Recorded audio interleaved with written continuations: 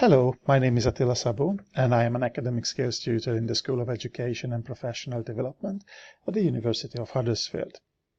In this four-part video series, I'm going to talk to you about giving an academic presentation. Now, moving on to the outline of this series, first we will look at the structure of a presentation, introduction, main body, conclusions, and questions. Then we'll talk about some of the skills that you might find useful in giving an academic presentation, such as language and speech, body language, interaction. After these skills, we'll discuss the visual aids you will use, and I will give you some practical advice about them. And finally, I will make some suggestions about how to practice and prepare for your presentation. Now here, in the first part, we will focus on the structure of the presentation. So, as you can see, the structure of a presentation is very similar to any other written work. So you're going to have an introduction, a main body, and a conclusion. The only difference is, actually, that you're also going to have a question sections in the end. So, in the introduction, you will basically just tell your audience what you're going to talk about. Then in the main body, you are just going to tell them your story. And finally, in the conclusion, you will give them a short summary of the main points, what you have just told them. I guess the question section just speaks for itself. Now, let's look at these different sections in a little bit more detail. So, the introduction will have two short parts. First, you have to welcome your audience, and you also have to tell them your name. It is very important to tell them who you are, simply because, based on that, your audience will make a decision whether you are a competent person to give this presentation. For example, if you are a taxi driver, and you want to give a talk about driving around in London, then probably your audience will think that, yes, this is a competent person to listen to about this topic. But if you want to talk about, I don't know, brain surgery, for example, then, they may think that maybe you are not the right person.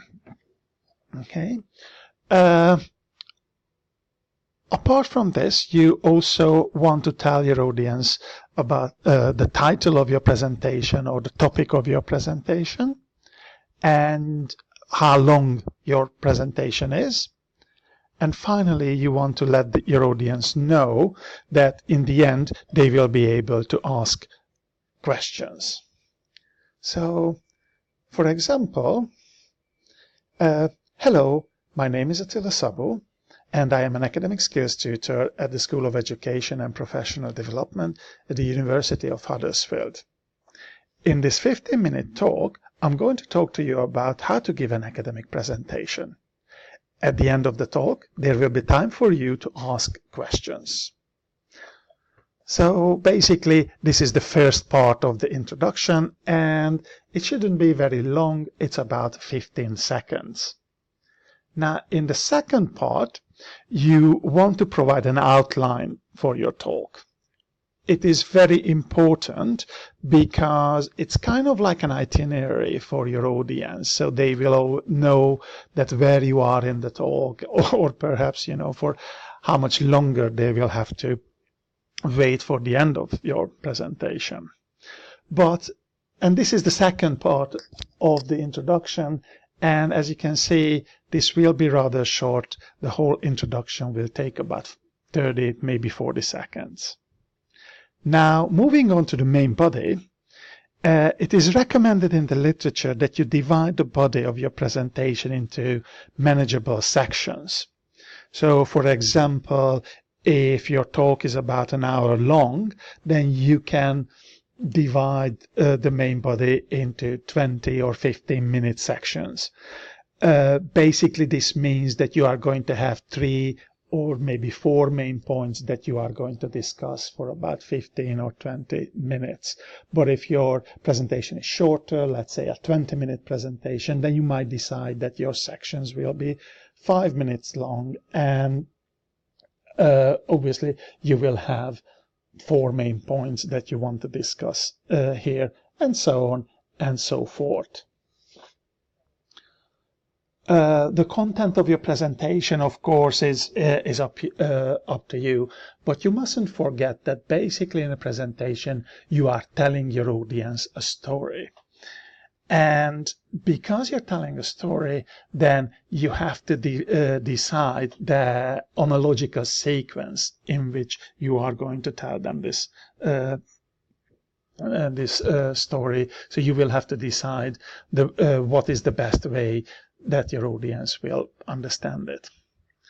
Now that we have talked about the main body, now let's turn to the conclusion.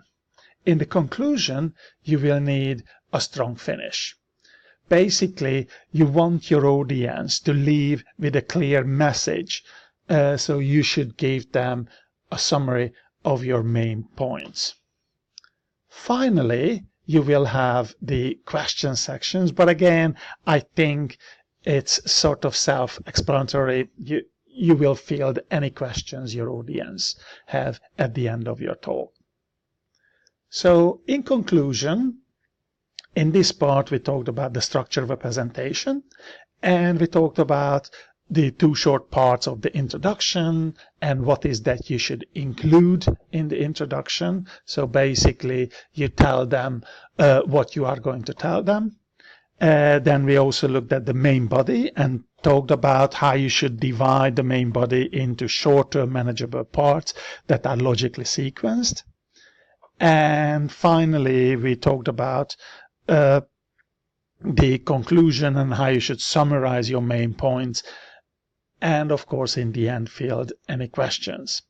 So this is the end of the first part. Thank you very much for watching this video, and I hope you found it useful.